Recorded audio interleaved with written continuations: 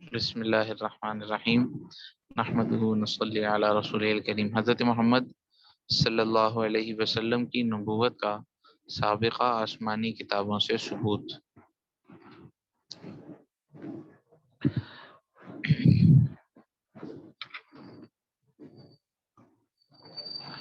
یہ باب چل رہا ہے کہ آپ صلی اللہ علیہ وسلم کو امتیازی شان حاصل تھی دیگر انبیاء علیہ الصلوۃ والسلام میں۔ اللہ جل جلالہ نے حضور اکرم صلی اللہ علیہ وسلم کو باقی نبیوں کی طرح نبی بنایا اور سب سے افضل بنایا۔ اب کیا امتیازات تھے، کچھ وہ بیان ہوئے ہیں کہ آپ علیہ الصلوۃ والسلام خاتم النبیین تھے، سب سے افضل تھے۔ اور یہاں پر ایک اور بات یہ فرما رہے ہیں کہ حضور پاک علیہ الصلوۃ والسلام کی کتابوں کا، آپ علیہ الصلوۃ والسلام کی نبوت کا سابقہ کتابوں کے اندر ذکر موجود تھا۔ جی، قرآن پاک میں اس کے بارے میں گواہ، قرآن اس کے بارے میں گواہ ہے۔ دیکھیے کتاب کو، قرآن پاک اس بارے میں گواہ ہے کہ یہود و نصارہ اپنی آسمانی کتابوں کی وجہ سے کہ ان میں نبی صلی اللہ علیہ وسلم کے بارے میں بڑی کھلی کھلی بشارتیں تھیں، آپ صلی اللہ علیہ وسلم کو خوب اچھی طرح پہچانتے تھے۔ یعنی یہود جو کتاب کو پڑھنے والے تھے، یہ تورات اور انجیل کا علم رکھنے والے تھے، حضور اقدس صلی اللہ علیہ وسلم کو اپنی کتابوں سے، اپنی کتابوں میں دیکھ کر، اپنی کتابوں میں اس علوم کو دیکھ کر جو ہے وہ آپ صلی اللہ علیہ وسلم کی نبوت کو سمجھتے تھے۔ قرآن پاک میں اللہ پاک نے ارشاد فرمایا ہے، الذین آتیناہم الکتاب یعرفونہ کما یعرفون ابناءہم۔ مفہوم جس کا یہ ہے، جن کو ہم نے دی ہے کتاب، پہچانتے ہیں اس کو جیسے پہچانتے ہیں اپنے بیٹے کو، اپنے بیٹوں کو۔ جن کو ہم نے کتاب کا علم دیا، وہ آپ صلی اللہ علیہ وسلم کو اس طرح پہچانتے ہیں جیسے اپنے بیٹوں کو پہچانتے ہیں۔ بندہ بیٹوں کے بارے میں ملتبس ہوتا ہے، اس کو التباس ہوتا ہے، خلط ملط ہوتا ہے کہ یہ پتہ نہیں میرا بیٹا ہے کہ نہیں ہے، شکل مل سی رہی ہے، پتہ نہیں یہ میرے والا کہ نہیں، بلکہ کسی کے جڑوا بھی ہوں، ایک جیسی شکل ہو دو بیٹوں کی، تو عام بندوں کو نہیں پتہ چلے گا، لیکن ماں باپ کو پتہ ہوگا کہ یہ والا جو ہے نا وہ، یہ جو ہے نا وہ علیم ہے تو یہ کلیم ہے، یہ فلانا ہے تو یہ فلانا ہے نا۔ تو بعض لوگ باقیوں کو نہیں پتہ۔ جس طرح ماں باپ اپنی اولاد کو اچھی طرح سمجھتے پہچانتے ہیں، یہ آپ صلی اللہ علیہ وسلم کو دیکھ کر ایسے سمجھ جاتے تھے کہ یہ ہی نبی ہیں، وہی ان کی بشارتیں دی گئی ہیں کتاب میں، کیونکہ ایسی وضاحت سے نشانیاں موجود تھیں۔ یہ دوسری آیت دیکھیے، اس کا ترجمہ مفہوم۔ اور جب کہا حضرت عیسیٰ ابن مریم نے، اے بنی اسرائیل، میں بھیجا ہوا ہوں اللہ تعالیٰ کا، میں اللہ کا رسول ہوں تمہارے پاس اس حال میں کہ تصدیق کرنے والا ہوں اپنے سے پہلی کتاب یعنی تورات کی، اور خوشخبری سنانے والا ہوں ایک ایسے رسول کی جو آئے گا میرے بعد، اس کا نام احمد ہے، من بعد اسمہ احمد، میرے بعد ایک ایسے نبی آئیں گے جن کا نام احمد ہے۔ واضح اللہ جل جلالہ نے بتایا کہ حضرت عیسیٰ علیہ الصلوۃ والسلام نے اپنی قوم کو پہلے ہی آپ صلی اللہ علیہ وسلم کے آنے کی سے پہلے ہی اس کی خبر دی۔ پہلی بشارت، چند ایک بشارتیں یہ ہیں جو آپ صلی اللہ علیہ وسلم کے آنے کی بشارتیں تورات اور انجیل میں دی گئی ہیں، یہ تو قرآن میں اس کا تذکرہ ہے۔ تورات اور انجیل میں جو بشارتیں واقعی ہیں، جو اب کی بھی تورات اور انجیل ہے، اس میں بھی اب تک تا کے موجود ہیں، تو اس کا جو ہے نا وہ اس کا کچھ تذکرہ کر رہے ہیں۔ تورات سفر استثناء کے باب میں، باب نمبر 23 میں ہے، خداوند سینا سے آیا اور شعیر سے ان پر آشکارا ہوا، وہ کوہ فاران سے جلوہ گر ہوا، 10,000 مقدسوں کے ساتھ آیا، اور اس کے دانے ہاتھ میں ایک آتشی شریعت ان کے لیے تھی۔ ہاں، وہ اپنے لوگوں سے بڑی محبت رکھتا ہے، اس کے سارے مقدس تیرے ہاتھ میں ہیں، اور وہ تیرے قدموں کے پاس بیٹھے ہیں اور تیری باتوں کو مانیں گے۔ واللہ عالم۔ بہرحال اس بات کی وضاحت فرماتے ہیں، پہاڑ سینا سے رب کا آنا یہ تھا، جیسے اس عبارت میں کہا گیا ہے کہ سینا کے پہاڑ سے تمہارا رب آیا، تو اس سے مراد کیا ہے کہ وہاں حضرت موسیٰ علیہ الصلوۃ والسلام کو تورات دی، اور کوہ شعیر پر طلوع ہونے سے مراد حضرت عیسیٰ علیہ الصلوۃ والسلام کو انجیل دی۔ اور فاران مکہ مکرمہ کے پہاڑوں کو کہتے ہیں، پس کوہ فاران سے خدا کے جلوہ گر ہونے سے قرآن اتارنا مراد ہے کہ وہاں اترنا شروع ہوا۔ اور فتح مکہ کے موقع پر 10,000 صحابہ تھے، اور آتشی شریعت بھی آپ کے ہاتھ میں تھی۔ آتشی شریعت سے مراد یہ ہے کہ مشرکوں، راہزنوں اور حرام کاروں اور چوروں بدماشوں کے لیے اس شریعت میں سخت احکام ہیں۔ آتشی شریعت، آگ گولے والی شریعت، یعنی اس کے اندر حدود اور قصاص کے احکام، اور جو ہے نا وہ کچھ سخت جو ہے نا احکام بھی ہیں۔ تو اس سے مراد یہ ہے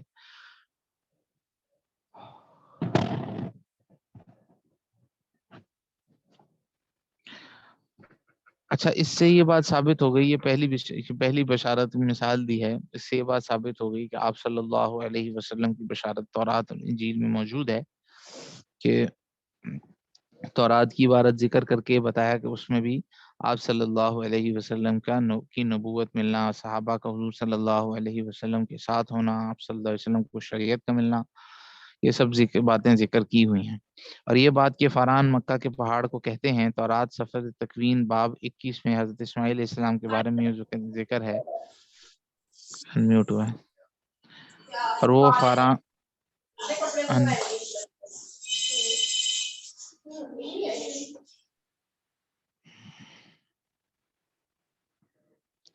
حضرت اسماعیل علیہ السلام کے بارے میں یوں ذکر ہے، اور وہ فاران کے بیابان میں رہا، اور یہ بات متفق علیہ کہ حضرت اسماعیل علیہ السلام مکہ کے بیابان میں رہا کرتے تھے، اور وہاں ہی انہوں نے پرورش پائی۔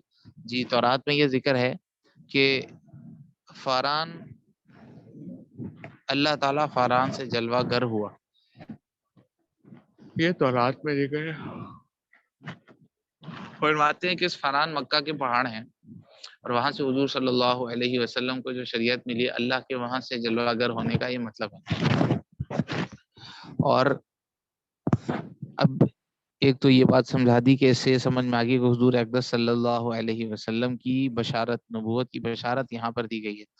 دوسرا ساتھ میں یہ ارشاد فرمایا ہے کہ پھر فاران مکہ کے پہاڑوں میں سے ایک پہاڑ ہے، کسی اور کو نہیں، کہ کوئی اور مراد نہیں ہے۔ اس کی کیا دلیل ہے؟ کہتے ہیں وہیں پر تورات ہی کے دوسرے نسخے میں یہ بھی بات مذکور ہے کہ وہ حضرت اسماعیل علیہ السلام کے بارے میں یہ کہا گیا کہ وہ فاران کے بیابان میں رہا کرتے تھے، اور یہ بات مسلم ہے، تسلیم شدہ ہے کہ حضور اقدس صلی اللہ حضرت اسماعیل علیہ السلام وہ مکہ مکرمہ میں پرورش پائی۔ دوسری بشارت انجیل کے 3 باب میں لکھا ہے، اور آگے چل کے دیکھیے اسی انجیل کے 4 باب میں یوں ہے، اور تھوڑا سا اس سے آگے دیکھیے اسی انجیل کے 10ویں باب میں یوں ہے۔ ان حوالہ جات سے یہ معلوم ہوا، یہ عبارت چھوڑ کے آگے دیکھیے، ان حوالہ جات سے کیا معلوم ہوتا ہے، بس وہ دیکھ لیتے ہیں۔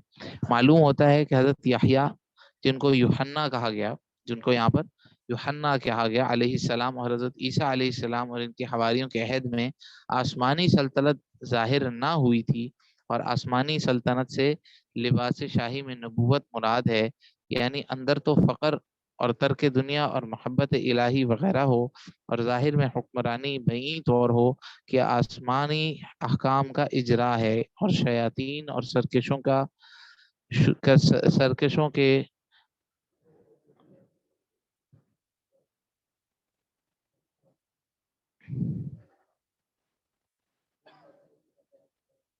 شر کا دفعیہ ہے۔ یہ آسمانی سلطنت حضرت محمد صلی اللہ علیہ وسلم کو حاصل ہوئی۔ جی، اس کے اندر یہ بات ذکر ہے کہ جو حضرت یحییٰ اور حضرت عیسیٰ علیہ السلام کے جو حواری تھے، ان کے عہد میں آسمانی سلطنت ظاہر نہ ہوئی تھی۔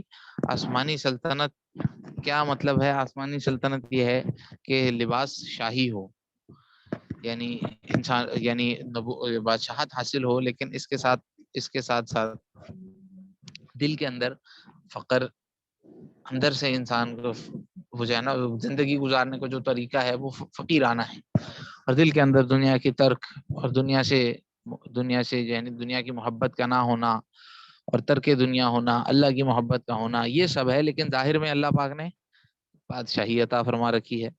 تو یہ جو بادشاہی ہے، یہ فرمایا کہ حضرت عیسیٰ اور حضرت یحییٰ کو حاصل نہیں ہوئی تھی، پر بعد میں کسی کو ملے گی، اور وہ کس کو ملے گی؟ یہ اس سے مراد آسمانی سلطنت سے حضرت محمد صلی اللہ علیہ وسلم کو جو ملی، اللہ رب العزت نے ایسی نبوت عطا فرمائی کے ساتھ میں حکومت اور سلطنت بھی تھی۔ جی، تیسری بشارت انجیل یوحنا کے 14ویں باب میں ہے۔ حضرت عیسیٰ علیہ السلام نے اپنے حواریوں سے یوں فرمایا کہ اگر تم مجھے دوست رکھتے ہو تو میری وصیتوں کو یاد رکھو، اور میں باپ سے مانگتا ہوں وہ تمہیں فارقلیت دے گا کہ ابد تک تمہارے ساتھ رہے، اور اب میں نے تم کو اس کے آنے سے پہلے خبر دے دی تاکہ وہ جب آئے تب تم ایمان لاؤ۔ اس کے بعد میں تم سے بہت کلام نہ کروں گا، اس لیے کہ اس جہان کا سردار آتا ہے اور مجھ میں اس کی کوئی چیز نہیں۔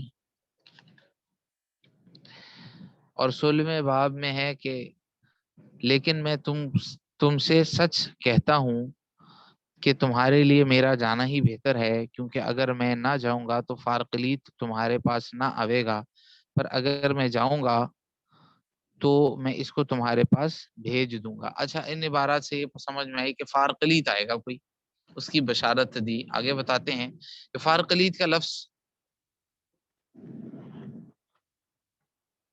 کیا ہے؟ پیر کلوتوس کا معرب ہے، یعنی اس کو بنایا گیا ہے عربی میں، جس کا معنی محمد یا احمد کے قریب ہے۔ ہمارے نبی صلی اللہ علیہ وسلم کے زمانے تک لوگ فارقلیت کے منتظر تھے، چنانچہ بعض لوگوں نے فارقلیت ہونے کا دعویٰ بھی کیا۔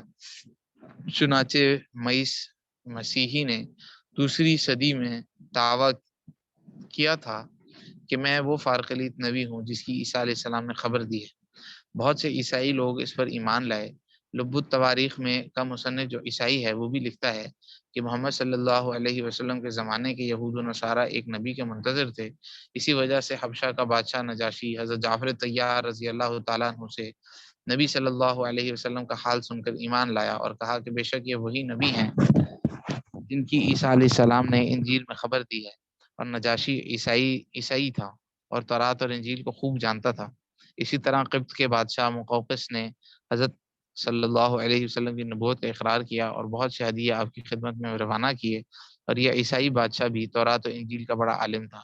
اور زارود ابن العلا جو اپنی قوم میں عیسائیوں کے بڑے عالم تھے، حضرت پر ایمان لائے اور کہا کہ بے شک آپ کی خبر انجیل میں حضرت عیسیٰ علیہ السلام نے دی ہے، اور ہرقل شاہ روم نے بھی اقرار کیا تھا۔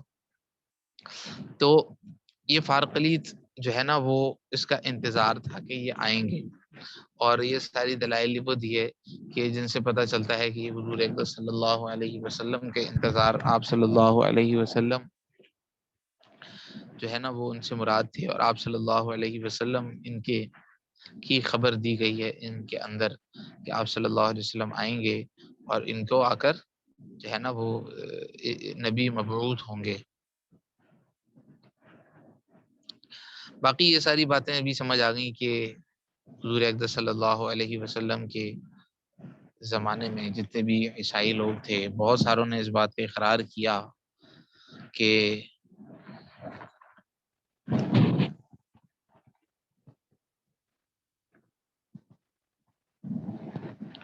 آپ کا ذکر تورات اور انجیل میں ہم پاتے ہیں۔ جیسے جب حضور اقدس صلی اللہ علیہ وسلم کے بعد صحابہ نے حبشہ کی طرف ہجرت کی، جب میں حضرت جعفر رضی اللہ تعالیٰ عنہ بھی تھے جو حضور صلی اللہ علیہ وسلم کے چچا زاد بھائی تھے، تو آپ صلی اللہ لوگوں نے کہا کہ یہ لوگ ایسے ہیں۔ نجاشی نے ان کو امان دے دیا، لیکن لوگوں نے بڑی شور مچایا کہ یہ جو کفار مکہ تھے وہ لوگ آ گئے، انہوں نے کہا کہ یہ ہمارے باپ دادا کے دین سے ہٹ گئے ہیں، انہوں نے نیا دین اختیار کر لیا ہے، ان کو سزا دینی ضروری ہے، یہ آپ کے ہاں آ کے آپ نے ان کو امان دے دیا ہے۔ اور جو ہے نا وہ ایسے ایسے کرتے، انہوں نے بلایا کہ تم کون لوگو، کیا کہتے ہو، کیا تعلیمات ہے تمہاری؟ تو حضرت عیسیٰ علیہ الصلوۃ والسلام یعنی حضرت جعفر رضی اللہ تعالیٰ عنہ نے بات کی اور انہوں نے اسلام کی خوبیاں بیان کی، اور ہم نے کہا کہ ہم لوگ گمراہیوں میں ڈوبے ہوئے تھے، اللہ جل شانہ نے نبی مبعوث فرمایا، وہ ہمیں ان باتوں کا حکم کرتا ہے کہ ہم جو ہے نا وہ اچھے کاموں کا حکم کرتا ہے، برائیوں سے روکتا ہے۔ تو بڑی اچھی بات ہے، اور بھی ان کو جو ہے نا امان دے دیا۔ تو اگلے دن اگلے بندے نے کہا کہ میں ایسی بات کہوں گا، کفار مکہ میں سے جو لوگ گئے ہوئے تھے انہوں نے کہا کہ میں نجاشی کے پاس جا کے ایسی بات کہوں گا کہ نجاشی ان کی جڑ کاٹ دے گا۔ انہوں نے بولا اچھا ایسی بات نہیں کرو، لیکن اس نے مانا نہیں۔ وہ اگلے دن گیا اور اس نے کہا کہ یہ حضرت عیسیٰ علیہ الصلوۃ والسلام کی گستاخی کرتے ہیں، انہوں نے ان کو پھر بلا لیا. تو جعفر رضی اللہ تعالیٰ عنہ سے کہا کہ آپ حضرت عیسیٰ علیہ السلام کے بارے میں کیا کہتے ہیں؟ تو انہوں نے کہا کہ انہوں نے کہا ہم ان کے بارے میں ہمارے نبی نے ہمیں یہ بتلایا کہ وہ اللہ کے پیغمبر، پاک بندے اور اللہ کے رسول ہیں، جو پاک حضرت مریم علیہ السلام، طاہرہ حضرت مریم علیہ السلام والسلام کے بیٹے ہیں. ان کو اللہ رب العزت نے اپنے پاس بلا لیا تھا. وہ اللہ کے بندے ہیں، اللہ کے بیٹے نہیں ہیں، بندے ہیں اللہ کے، اور اللہ کے رسول اور پیغمبر ہیں. تو نجاشی نے کیا کہا؟ بجائے غصہ ہونے کے کیا کہا کہ حضرت عیسیٰ علیہ السلام خود بھی اس سے زیادہ نہیں کہتے تھے. حالانکہ عیسائی کیا کہتے ہیں؟ وہ تو نبی ہیں، وہ تو اللہ، وہ تو خدا ہیں.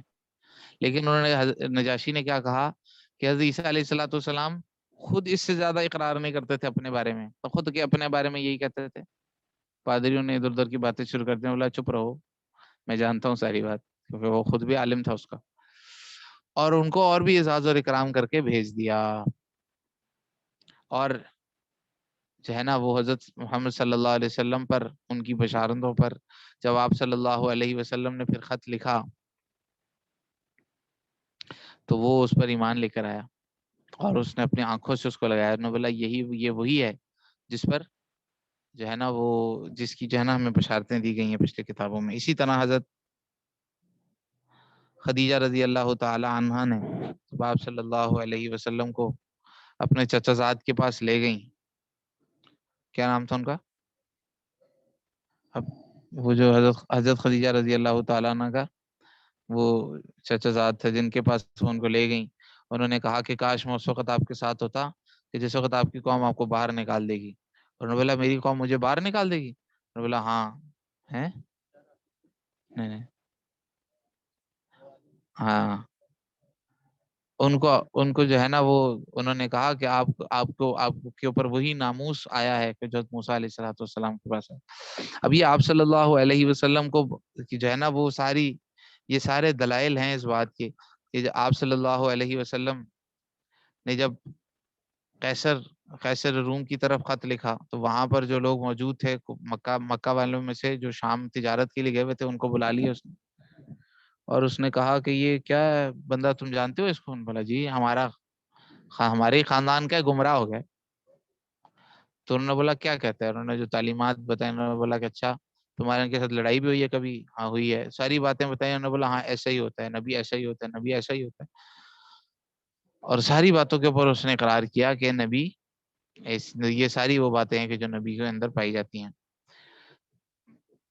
یہ ساری وہ باتیں ہیں کہ جو آپ صلی اللہ علیہ وسلم کے لیے عین بشارت. اور پچھلے جو کتاب کے علم رکھنے والے تھے انہوں نے سب نے بتایا کہ یہ ساری باتیں ہم نے وہ دیکھی ہیں جو آپ صلی اللہ علیہ وسلم کے اندر پائی جاتی ہیں.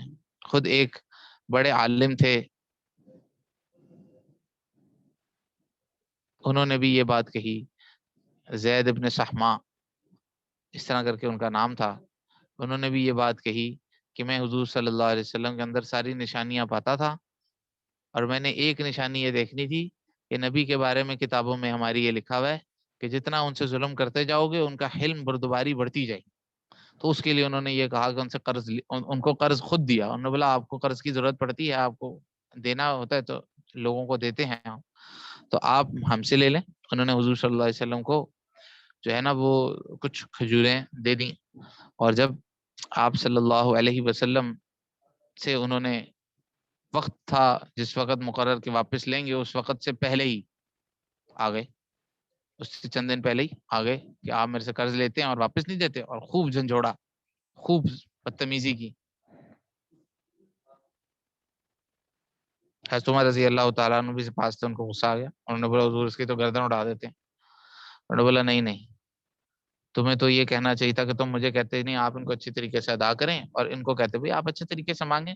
بولا جاؤ ان کو دے دو، ان کا جتنا بھی بنتا ہے وہ ان کو حساب کر کے دو اور اس سے زیادہ دینا. دیکھو تم نے بدتمیزی بھی کی ہے. حضرت عمر رضی اللہ تعالیٰ کو تو غصہ آیا لیکن کیا کرتے، حضور صلی اللہ علیہ وسلم کی بات تو ماننی تھی.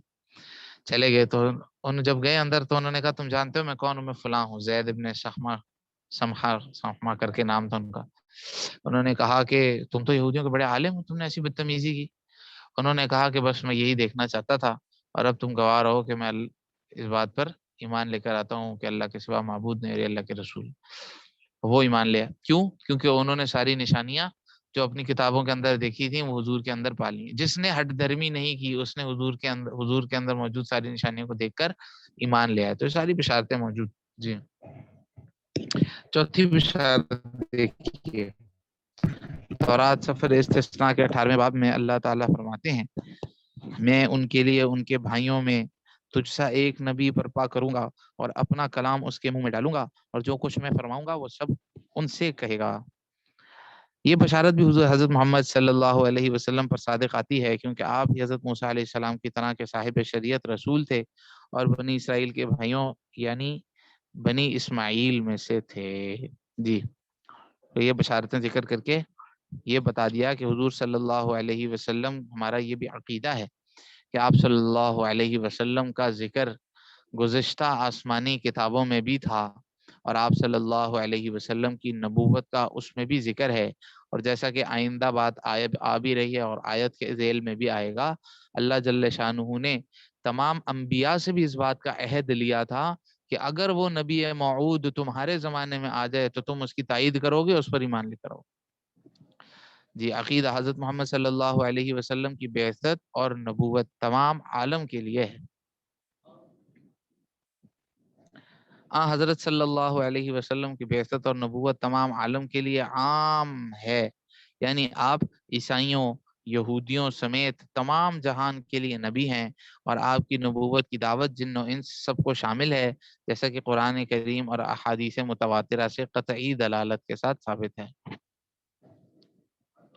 ورقہ بن نوفل نام تھا ان کا، بھی یاد آ گیا، جو حضرت خدیجہ رضی اللہ تعالیٰ عنہ کے چچا زاد تھے، جن کے پاس جب آپ صلی اللہ علیہ وسلم لے کر آپ صلی اللہ علیہ وسلم حضرت خدیجہ کے پاس آئے تو وہ ان کو لے کر گئیں اور انہوں نے تسلی دی، بشارت دی کہ یہ وہی ناموس ہے کہ جو موسیٰ پر آیا تھا، عیسیٰ پر آیا تھا. جی آپ صلی اللہ علیہ وسلم تمام عالم کے انسانوں کے لیے ہیں. قرآن کریم اور احادیث متواترہ سے قطعی دلالت کے ساتھ یہ بات ثابت ہے کہ آپ صلی اللہ علیہ وسلم نبی صرف عرب کے نہیں، صرف مسلمانوں کے نہیں، بلکہ آپ صلی اللہ علیہ وسلم نبی ہیں. ایک تو عام نبوت ہے، سارے انسانوں کے اندر عام ہے اور تام ہے کہ قیامت تک آنے والے انسانوں کے آپ علیہ السلام نبی ہیں. جی دلائل دیکھیں، وما ارسلناک الا کافۃ للناس، ہم نے آپ کو تمام لوگوں کے لیے رسول بنا کر بھیجا. قل یا ایھا الناس انی رسول اللہ الیکم جمیعا، آپ یہ اعلان کر دیجئے اے نبی کہ اے لوگو میں تم سب کے لیے اللہ کی طرف سے رسول ہو کر آیا ہوں. تبارک الذی نزل الفرقان علی عبدہ لیکون للعالمین نذیرا، بابرکت ہے وہ ذات اللہ کی جس نے قرآن اپنے بندے پر اتارا تاکہ تمام جہانوں کو اللہ کے عذاب سے ڈرائے. تمام جہانوں کو، کس کو؟ ہاں جی تمام جہانوں سے مراد اس کے اندر رہنے والے سارے انسان، سارے جن. بس آپ تمام عالم کے لیے نبی ہیں اور قیامت تک آپ ہی کی نبوت کا دورہ ہے اور دین اسلام کے سوا کوئی اور دین قبول نہ ہوگا. ان الدین عند اللہ الاسلام، بلا شبہ دین اللہ کے نزدیک صرف اسلام ہی ہے. رضیت لکم الاسلام دینا، میں نے اسلام کو تمہارے دین بننے کے لیے پسند کر لیا ہے. ومن یبتغی غیر الاسلام دینا فلن یقبل منہ وہو فی الآخرۃ من الخاسرین، جو شخص اسلام کے سوا کسی دوسرے دین کو طلب کرے گا وہ اس سے مقبول نہ ہوگا اور وہ آخرت میں تباہ کاروں میں سے ہوگا. یا اہل الکتاب قد جاءکم رسولنا یبین لکم علی فترۃ من الرسل ان تقولوا ما جاءنا من بشیر ولا نذیر فقد جاءکم بشیر ونذیر واللہ علی کل شیء قدیر. اے اہل کتاب یعنی یہود و نصارا، تمہارے پاس یہ ہمارے رسول صلی اللہ علیہ وسلم آپ پہنچے جو تم کو شریعت کی باتیں صاف صاف بتاتے ہیں، ایسے وقت میں کہ رسولوں کے آنے کا سلسلہ مدت سے موقوف تھا اور مختلف حوادث کی وجہ سے سابقہ شریعتیں مفقود ہو گئی تھیں اور فترت رسول کی وجہ سے ان کے علم کا کوئی ذریعہ نہ تھا، اس لیے کسی رسول کے آنے کی بہت ضرورت تھی. تو ایسے وقت میں آپ کی تشریف آوری کو بڑی نعمت سمجھنا چاہیے تاکہ تم قیامت میں یوں نہ کہنے لگو کہ ہم دین کے باب میں کوتاہی کرنے میں اس لیے معذور تھے کہ ہمارے پاس کوئی رسول جو کہ بشیر و نذیر ہو جس سے ہم دین کے بارے میں صحیح علم جس سے ہم کو دین کے بارے میں صحیح علم ہوتا نہیں آیا اور پہلی شریعتیں ضائع ہو چکی تھیں اس لیے ہم سے کوتاہیاں ہو گئیں. سو سمجھ رکھو کہ اب عذر کی گنجائش نہیں رہی کیونکہ تمہارے پاس بشیر و نذیر یعنی محمد صلی اللہ علیہ وسلم آ چکے ہیں. اب ماننا نہ ماننا اس کو تم دیکھ لو، اور اللہ ہر چیز پر پوری قدرت رکھتے ہیں۔ اور حدیث میں ہے کہ جس یہودی اور نصرانی کو میری خبر پہنچے اور وہ مجھ پر ایمان نہ لائے اور اسی حالت میں مر جائے تو وہ دوزخیوں میں سے ہوگا۔ مسلم شریف میں کیا آتا ہے کہ یہودی اور نصرانی اگر مجھ پر ایمان نہ لایا تو وہ، ہاں مطلب یہ کہ پچھلی کتابیں منسوخ، پچھلے نبیوں کی شریعتیں منسوخ، اور اب حضور صلی اللہ علیہ وسلم کی شریعت ہر زمانے میں اور ہر مقام پہ وہی چلے، چونکہ آپ جن و انس دونوں کے رسول ہیں، اس لیے حضور کو رسول الثقلین کہا جاتا ہے۔ رسول الثقلین، سنفرغ لکم ایھا الثقلین۔